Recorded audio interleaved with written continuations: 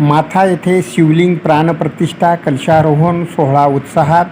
औंढा नागनाथ तालुक्यातील माथा येथील शेतकरी ज्ञानेश्वर शिवाजीराव कुटे व देवदेश शिवाजीराव कुटे यांच्या शेतामध्ये महादेवाचे मंदिर आहे। याच मंदिरात शिवलिंग प्राणप्रतिष्ठा व मंदिराचा कलशारोहण सोहळा विविध कार्यक्रमाच्या आयोजनाने शनिवारी उत्साहात पार पडला। या सोहळ्यानिमित्त होम हवन करून महंत आत्मानंद गिरीजी महाराज सिद्धनाथ संस्थान गांगलवाडी यांच्या हस्ते कलशारोहण झाले। सोपान महाराज शास्त्री यांचे सकाळी कीर्तन झाले। यावेळी माथा सर्कलमधील भक्तगण उपस्थित होते। कीर्तनानंतर महाप्रसादाचे आयोजन केले होते।